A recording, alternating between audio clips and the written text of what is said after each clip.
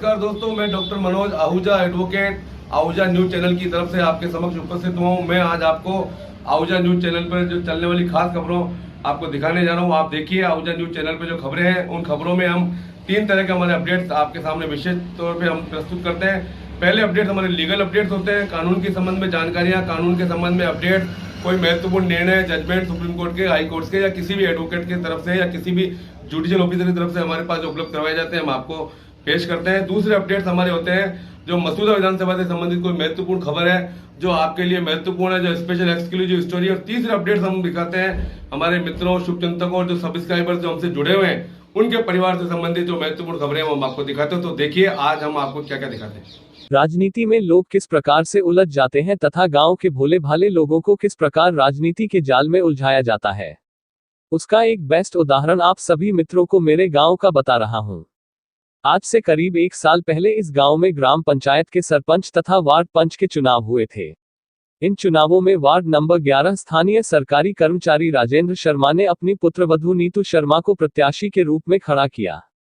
इस वार्ड में कुछ गरीब लोग झुग्गी झोपड़ी में रहने वाले गांचा समाज के भी रहते थे। इस राजेंद्र शर्मा ने इन झुग्गी झोपड़ी में रहने वाले लोगों को खुद के मकान व रोजगार के सपने दिखाकर इनके वोट अपनी पुत्रवधू को दिलवा दिए और वो वार्ड पंच भी बन गई। वार्ड पंच बनने के बाद इसने कभी भी इन गरीबों की सुध नहीं ली, बल्कि इस वार्ड पंच ने पूरे गांव व पूरे उपखंड की शिकायतें करना प्रारंभ कर दिया।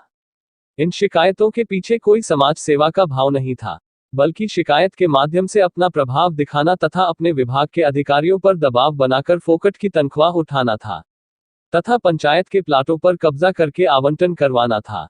ब्लैकमेलिंग करने वाले सब ऐसे ही करते हैं। आखिर पर्दे के पीछे एक ऐसा अनुभवी सरकारी कार्मिक है जिसके खिलाफ मसूदा थाने में कई मुकदमे पंजीबद्ध हो रखे हैं, जो खुद कई मुकदमों में परिवादी व गवाह होता है। इस कार्मिक का नाम राजेंद्र शर्मा है। अपनी पुत्रवधू को वार्ड पंच बनाने के बाद इसने हाल ही में हुए चुनावों में अपने पुत्र सुनील शर्मा को पंचायत समिति सदस्य बनाने की योजना बनाई। विधायक पुत्र इनके खास थे, इसलिए इन्होंने पहले कांग्रेस का टिकट मांगा, जो नहीं मिलने पर इसने अपने पुत्र को निर्दलीय के रूप में पंचायत समिति सदस्य का चुनाव लड़वाते हुए कई सारे एजेंडा जारी किए। चुनाव प्रचार करते हुए ये कर्मचारी प्रधानमंत्री आवास कॉलोनी में पहुंचा, जहां पर ये गांचा परिवार भी शिफ्ट हो चुका था। कॉलोनी के लोगों ने पेयजल उपलब्ध करवाने की मांग की तथा पिछले 1 साल में कुछ भी काम नहीं कराने का उलाहना दिया, जिस पर इस कर्मचारी ने जीतने के बाद पेयजल की व्यवस्था उपलब्ध करवाने का आश्वासन दिया। इसी बीच कस्बे के अन्य प्रत्याशी भी इस कॉलोनी में पहुंचे, जिन्होंने भी वोट देने की अपील की। कॉलोनी के इन भोले भाले लोगों ने उनसे भी पेयजल उपलब्ध करवाने की मांग की, जिस पर दोनों ही राजनीतिक दलों के प्रत्याशियों ने मानवीय दृष्टिकोण को अपनाते हुए इन लोगों के लिए वैकल्पिक व्यवस्था करवाते हुए अपने निजी फंड से इस कॉलोनी में पाइपलाइन लगाते हुए एक सार्वजनिक नल लगवा दिया, जिससे ये कॉलोनीवासी खुश हो गए और एक नल से अपनी मूलभूत सुविधाएं सुचारू रूप से चलाने लगे। इसी दौरान चुनाव होकर परिणाम सामने आने पर यहां से कांग्रेस का प्रत्याशी विजयी हुआ और इस कार्मिक के पुत्र को मात्र 127 वोट मिले तथा बुरी तरह से हार का सामना करते हुए जमानत जब्त हुई। इसकी खींच निकालते हुए इस कार्मिक ने जलदाय विभाग के कर्मचारियों को शिकायत करते हुए कॉलोनी में डाली गई पाइपलाइन को हटवाकर पेयजल को रुकवा दिया तथा कॉलोनी वासियों को कहा कि तुमने वोट नहीं दिया, इसलिए तुम्हारे साथ ऐसा किया जा रहा है। इस प्रकार एक कार्मिक ने राजनीति करते हुए इस गरीब जनता के साथ अन्याय किया है। ऐसे लोगों की वजह से भोले भाले लोग राजनीति के शिकार होते हैं। नहीं तो 75 मैंने पहल का तो वोट थे ही दिया था, मैंने पहल का दिया ना। वार्ड मेंबर तो थे ही बनाया ना, मेरे पहल का कौन बनाए वार्ड मेंबर का ही नाम चोरी का ही नाम भी को बनाया ना, वार्ड मेंबर था बनाई ना। अच्छा था बना रहा था का था ध्यान करिए तो पानी के लिए तो दुनिया ने कितनी सेवा कर रहे हैं, तो हमने कर्म करे नहीं बोले ना फर्जी अपने को ऑपरेशन करे हम थोड़ी कटवा रहे, हम नहीं कटवा, तो तू नहीं कटवा रहा, तू क्या इसकी पेटी करवा रहा है? माने बोर्ड दो, बोर्ड ना देवो क्या लाइट गया कई क्या क्या लाइन क्यों खचे तो बोर्ड तो का जिको बात किस्मत हो जो जीती तो मागे बोर्ड तो कई करना पड़े, जिको किस्मत हो जो जीती मागे एक बोर्ड नहीं बरन पेड़ जे मैं ऊपर है बाउट लई कई जैसे भी आई लई आवा कई नल काट बाड़ा हा जी के सामने कटार गयो जे बाकी गरीबा की आई लेती भी कुछ जड़ा पड़ जाओ घणो आरोपी कतरा दिन पहली बात है, कतरा दिन? वोट बढ़ रहा थी कि अच्छा, ए बापड़ा बापड़ा बूढ़ा बटेरा बापड़ा कोई साल जाना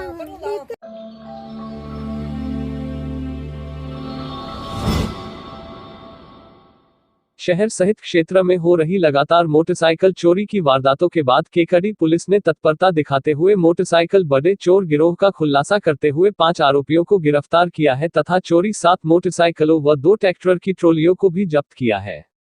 प्राप्त जानकारी के अनुसार केकड़ी कल दिनांक 20 फरवरी को मनीष चौधरी पुत्र रामेश्वर चौधरी ने केकड़ी थाने में रिपोर्ट दर्ज करवाई थी कि ब्यावर रोड पर शिव मंदिर पास एक शादी समारोह के प्रांगण में ट्रॉली को बाहर खड़ी कर रखी थी, जिसको अज्ञात चोर वहां से चोरी कर ले गए। पीड़ित द्वारा अपनी ट्रॉली की तलाश अपने स्तर पर करने पर पता चला कि शंकर धाकड़ पुत्र लादू धाकड़ निवासी थली के घर पर खड़ी ट्रॉली को रेड ऑक्साइड पेंट से पोत कर रखी हुई है और उक्त पेंट से चौधरी नागा कृषि फार्म जगदीशपुरा केकड़ी को पोत रखा है, जिस पर पीड़ित मनीष चौधरी ने उक्त पुलिस थाने में इस सूचना दी, जिस पर केकड़ी पुलिस ने आरोपी शंकर धाकड़ को शक के आधार पर दस्तयाब कर केकड़ी थाने लाया गया, जहां पर आरोपी शंकर धाकड़ ने पूरे चोर गिरोह का खुलासा कर दिया। आरोपी शंकर धाकड़ के गिरफ्तार में आने के बाद पुलिस अधीक्षक जगदीश चंद्र ने अतिरिक्त पुलिस अधीक्षक घनश्याम शर्मा व पुलिस उपाधीक्षक खींव सिंह के निर्देश में टीम गठित की, जिसमें थानाधिकारी ब्रिजेश मीना, उपनिरीक्षक Laxman Singh, head constable Ramdhan, constable Ramraj, Rakesh Daulat व रामराय ने अन्य आरोपियों के लिए पूछताछ शुरू की।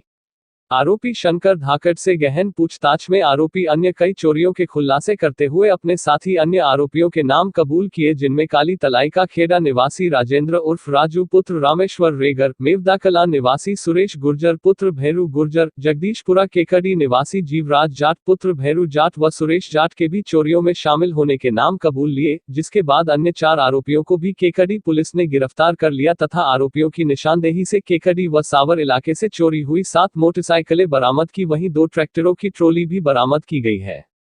आरोपियों से केकड़ी पुलिस लगातार कड़ी पूछताछ की जा रही है, जिससे उम्मीद जताई रही है कि क्षेत्र में हुई अन्य चोरियों पर भी जल्द पर्दाफाश हो सकता है।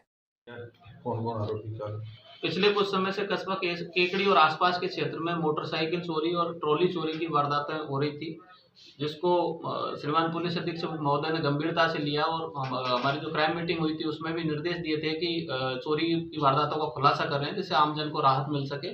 इस पर हमने हमारे थाने के आसूचना अधिकारी दोनों कांस्टेबल हैं रामराज और राकेश, उनको लगाया। उन्होंने सूचना संकलित करने के बाद में कुछ व्यक्तियों के जो संदिग्ध व्यक्ति थे उनके बारे में सूचना दी कि इनके पास में चोरी की मोटरसाइकिल और ट्रॉली हैं। फिर हमने इनके कब्जे से 7 मोटरसाइकिल और 2 ट्रॉली बरामद करी। एक खरीदार को भी गिरफ्तार किया है जिसने ट्रॉली खरीदी थी चोरों से, और बाकी और प्रकरणों के संबंध में इनका अनुसंधान जारी है और वारदातों का खुलासा होने की संभावना है।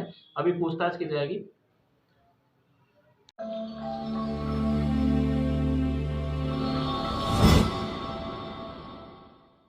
The district bar association Ajmer के चुनाव अधिकारी वरिष्ठ अधिवक्ता राजीव जोशी ने बताया कि बार एसोसिएशन अजमेर के वार्षिक चुनाव 12 मार्च को करवाने हेतु अधिसूचना जारी कर दी गई है।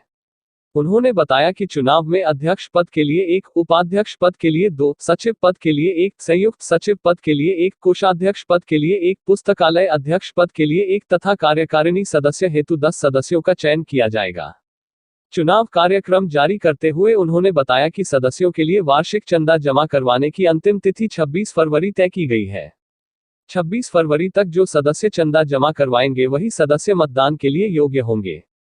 मतदाता सूची का प्रकाशन 1 मार्च को किया जाएगा, जिस पर आई हुई आपत्तियों का निस्तारण 2 मार्च को किया जाएगा तथा अंतिम मतदाता सूची का प्रकाशन 2 मार्च को सायं 4 बजे कर दिया जाएगा। नामांकन पत्र जारी करने की तिथि 3 मार्च से प्रारंभ होगी एवं अंतिम तारीख 4 मार्च की होगी। मतदान का समय 12 मार्च को प्रातः 10 बजे से प्रारंभ होकर सायं 5 बजे तक होगा तथा मतपत्र की गणना विजयी प्रत्याशियों की घोषणा 13 मार्च शनिवार को की जाएगी।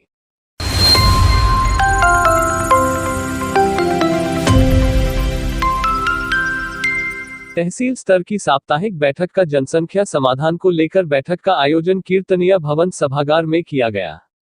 बैठक का आयोजन जनसंख्या समाधान फाउंडेशन के प्रदेश सचिव भागीरथ भंवरिया की अध्यक्षता एवं जिला अध्यक्ष मनीष ढाका के मुख्य आतिथ्य में किया गया। बैठक में निम्न बिंदुओं पर चर्चा की गई, जिसमें रामगढ़ शेखावाटी तहसील अध्यक्ष का चुनाव, आगामी सप्ताह में जनसंख्या समाधान पर रैली का आयोजन करवाना, माननीय राष्ट्रपति एवं प्रधानमंत्री के नाम उपखंड अधिकारी को ज्ञापन देना तथा रैली का समय व स्थान तय करने जैसे बिंदुओं पर विस्तार से चर्चा की गई। बैठक में प्रदेश सचिव भागीरथ भंवरिया एवं जिला अध्यक्ष मनीष ढाका की सहमति से नगर के उमेश मिश्रा को रामगढ़ शेखावाटी तहसील अध्यक्ष बनाया गया। बड़ी संख्या में उपस्थित प्रबुद्धजन ने खुशी व्यक्त की व बैठक में तहसील अध्यक्ष मिश्रा ने प्रदेश सचिव व जिला अध्यक्ष की सहमति से कार्यकारिणी की घोषणा की। कार्यकारिणी में संरक्षक गोवर्धन सिंह, संयोजक मनोज पहिहार, उपाध्यक्ष पिंटू प्रजापत, मुकेश रिंवा, महासचिव भंवर लाल सैनी व रमेश जोशी, सचिव प्रशांत जोशी, संगठन मंत्री मनोज छापोलिया, ग्रामीण महिला प्रकोष्ठ कमलेश कंवर को बनाया गया। इस अवसर पर बड़ी संख्या में कार्यकर्ता व प्रबुद्धजन मौजूद रहे।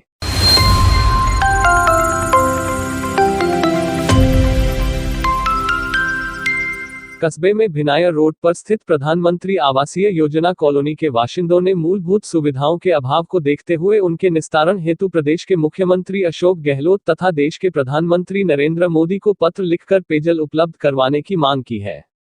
कस्बे वासियों ने मुख्यमंत्री अशोक गहलोत तथा प्रधानमंत्री नरेंद्र मोदी को पत्र लिखकर स्थानीय सरपंच भंवर कंवर शेखावत पर राजनीतिक दुर्भावना का आरोप लगाते हुए पिछले 2 सालों से पेयजल की समस्या दूर करने की मांग करते हुए बताया कि यह कॉलोनी वर्ष 2017 में ग्राम पंचायत द्वारा योजना के अनुसार बसाई गई थी, जिसमें आज भी मूलभूत सुविधाओं का अभाव है। कस्बे वासियों ने बताया कि करीब 1 महीने पूर्व उन्हें लाइट की सुविधा दी गई है, जिसमें भी प्रत्येक परिवार से 5,000 रुपये का शुल्क लिया गया है। उन्होंने पत्र के माध्यम से गुहार लगाते हुए कहा कि अभी भी उनके पास पीने के पानी के लिए कोई सुविधा नहीं है। महिलाएं व बच्चे चिलचिलाती धूप में 1 किलोमीटर दूर से पीने का पानी लेकर आते हैं।